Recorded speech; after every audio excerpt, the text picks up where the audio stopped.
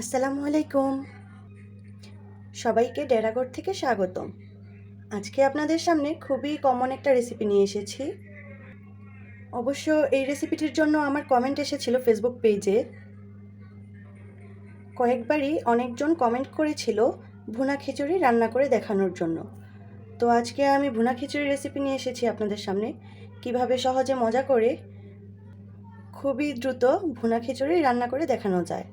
তো আমি এখানে চাল আর ডাল খুব ভালোভাবে ধুয়ে নিয়েছি।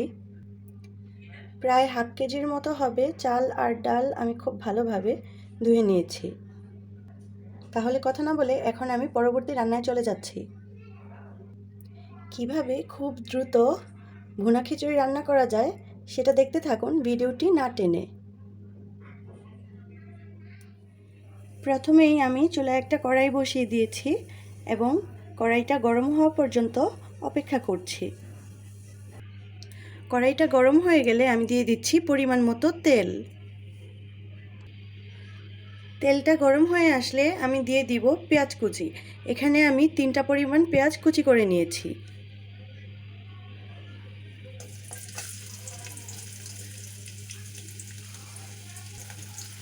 তারপর দিয়ে দিব বড় সাইজের একটা তেজপাতা মাঝখান থেকে ছিঁড়ে।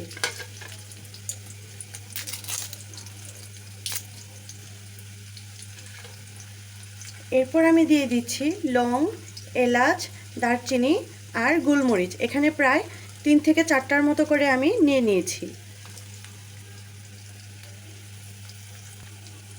এখন একটু ভালোভাবে নেড়ে নিব। প্রথমেই পেঁয়াজটা ভালোভাবে ভেজে নিতে হবে। আমার পেঁয়াজ আর মশলা ভাজা হয়ে গেছে।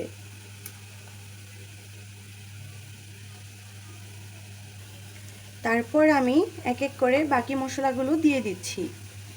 এখানে আমি 1 চামচ আদা আর রসুন দিয়ে দিচ্ছি। আমি একসাথে আদা রসুনের পেস্টটা করে নিয়েছি। আপনারা আপনাদের পরিমাণ মতো সব দিয়ে দিবেন। তারপর আমি এখন দিয়ে দিচ্ছি হলুদ গুঁড়ো প্রায় 1.5 চামচ পরিমাণ। তারপর দিয়ে দিচ্ছি মরিচ গুঁড়ো প্রায় 1 চামচ পরিমাণ। আর সাথে দিয়ে দিচ্ছি জিরা ফাঁকি। জিরা ফাঁকিটাও আমি 1 চামচ পরিমাণ দিয়ে দিলাম। এখন আমি খুবই সামান্য পরিমাণ পানি দিয়ে দিচ্ছি যেন মশলাটা না পুড়ে যায়। তারপর মশলাটা একটু ভালোভাবে কষিয়ে নিতে হবে।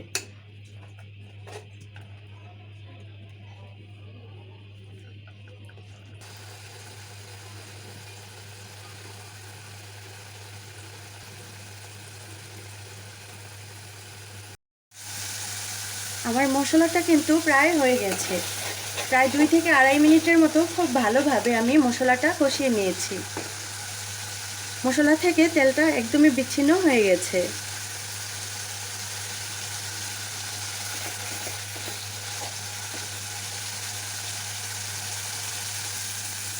মশলাটা ভালোভাবে কষানো হয়ে গেলে আমি ধুয়ে রাখা চাল আর ডালটা দিয়ে দিই।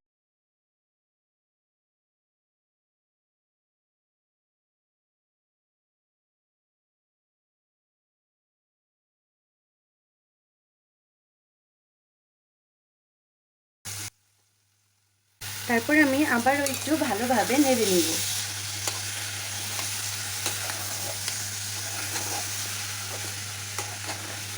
এখন মশলার সাথে চাল আর ডাল খুব ভালোভাবে একটু প্রথমে ভেজে নিতে হবে।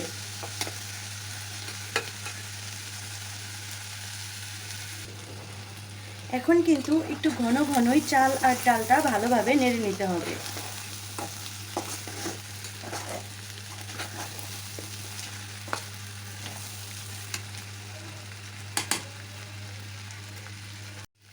যেন পোড়া লেগে না যায় সেজন্য খুবই সামান্য পরিমাণ পানি দিয়ে আমি চাল আর ডাল মশলার সাথে ভালোভাবে ভেজে নিব।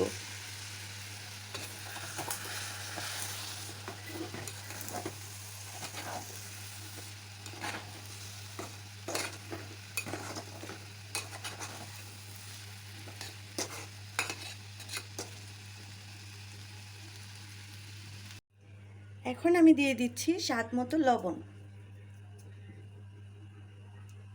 তারপর আবারও ভালোভাবে একটু নেড়ে নিব।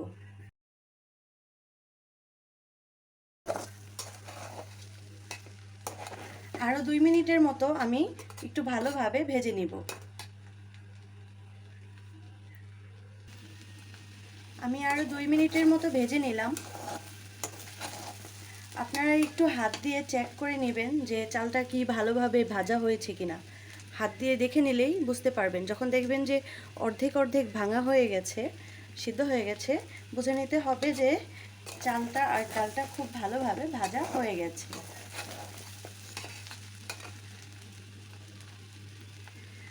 তো ভালোভাবে ভেজে নেওয়ার পর এখন আমি পরিমাণ মতো পানি দিয়ে দিচ্ছি। পানিটা আপনারা একটু বুঝে শুনে দিবেন। যেহেতু এটা ভুনা খিচুড়ি, সেজন্য পানিটা খুব বুঝে শুনে দিতে হবে। হাফ কেজি চাল আর ডালের মধ্যে আমি প্রায় 4.5 কাপ পরিমাণ পানি আমি দিয়ে দিলাম। আপনারা এখানে আপনাদের পরিমাণ মতো পানি বাড়িয়ে কমিয়ে নিতে পারেন, কিন্তু একটু হিসেব করেই দিবেন, নয়তো বেশি পরিমাণ পানি দিলে খিচুড়িটা কিন্তু নরম হয়ে যাবে। এতক্ষণ আমি রান্নাটা করেছি লো মিডিয়ামে, আর এখন করব মিডিয়ামে। সেজন্য ঢাকনা দিয়ে ঢেকে রাখলাম বলক আসা পর্যন্ত। ফিরে এলাম প্রায় 4 মিনিট পর। আমি ঢাকনাটা সরিয়ে নিচ্ছি। আপনারা দেখতে পাচ্ছেন আমার খিচুড়িতে কিন্তু খুব সুন্দর বলক চলে এসেছে।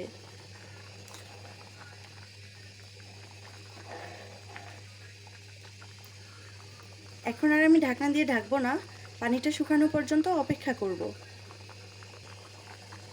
এখন আমি দিয়ে দিব 3 থেকে 4টার মতো কাঁচামরিচ। একটা মরিচ আমি একটু ভেঙে দিচ্ছি।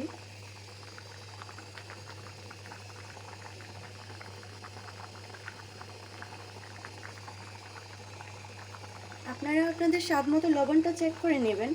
আমার কিন্তু লবণ সব মশলা ঠিকঠাকভাবেই আছে।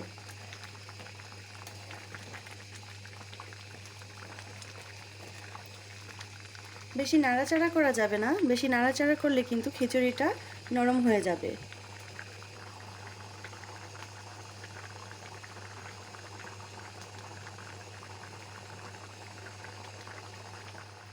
আপনারা দেখতে পাচ্ছেন আমার খিচুড়িটার পানি কিন্তু প্রায় শুকিয়ে এসেছে। আরও 2 থেকে 3 মিনিটের মতো রান্না করে নেওয়ার পর পানিটা অনেকটাই কমে গেছে।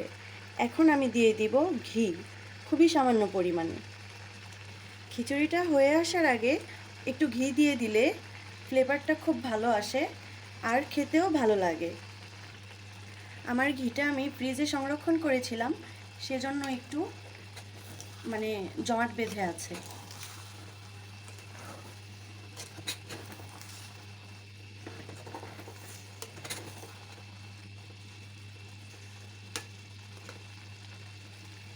আমি আরও 2 মিনিটের মতো রান্না করে নেব, এর মধ্যেই বাকি পানিটা টেনে যাবে। আমার খিচুড়ি রান্না যেহেতু শেষের দিকে, সেজন্য আমি চুলার আঁচটা একদমই লো করে রেখেছি। আর আমার হাঁড়িটা যেহেতু পাতলা, সেজন্য চুলাটা লো আঁচে রেখে আমি একটা তাওয়া বসিয়ে দিয়েছি চুলায়, এবং এই তাওয়ার উপর আমি খিচুড়ি যে রান্না করেছিলাম সেই হাঁড়িটা রেখে দিব। তাতে করে পোড়া লাগবে না আর খিচুড়িটা একদমই ঝরঝরে হয়ে যাবে। একইভাবে চুলাটা আমি লো আঁচে রেখে ঢাকনা দিয়ে ঢেকে আরও 5 থেকে 7 মিনিটের মতো রান্না করে নিব। প্রায় 5 থেকে 7 মিনিট পর আমি ফিরে এলাম। আমার খিচুড়িটা কিন্তু রান্না শেষ।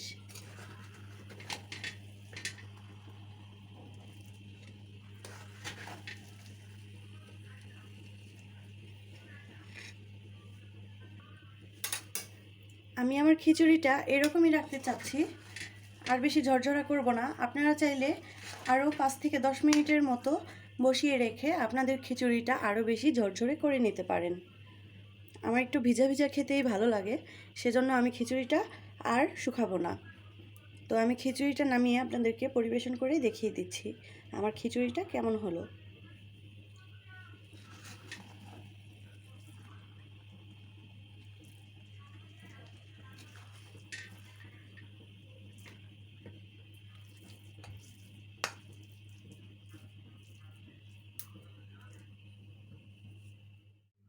আপনারা দেখতে পাচ্ছেন আমার খিচুড়িটা কিন্তু চুলা থেকে নামিয়ে নিয়েছি। খিচুড়িটা কিন্তু দেখতে অনেকটা ঝরঝরে হয়েছে আর খেতেও কিন্তু খুব টেস্ট হয়েছে। আপনারা বাসায় অবশ্যই এরকমভাবে ভুনা খিচুড়ি ট্রাই করে আমার কমেন্ট বক্সে জানাবেন আমার খিচুড়ি রান্নাটা কেমন হলো। যদিও এটা একটা খুবই ইজি একটা রেসিপি, তবুও আপনাদের সাথে শেয়ার করলাম। আমার রান্নার রেসিপিটি যদি আপনাদের কাছে ভালো লেগে থাকে তাহলে অবশ্যই কমেন্ট করে জানাবেন। আর যারা এখনও আমার চ্যানেলটি সাবস্ক্রাইব করেননি তারা আমার চ্যানেলটি সাবস্ক্রাইব করে দিবেন। লাইক, কমেন্ট, শেয়ার করতে ভুলবেন না। আজকের মতো বিদায় নিচ্ছি। সবাই ভালো থাকবেন, সুস্থ থাকবেন। আল্লাহ হাফেজ।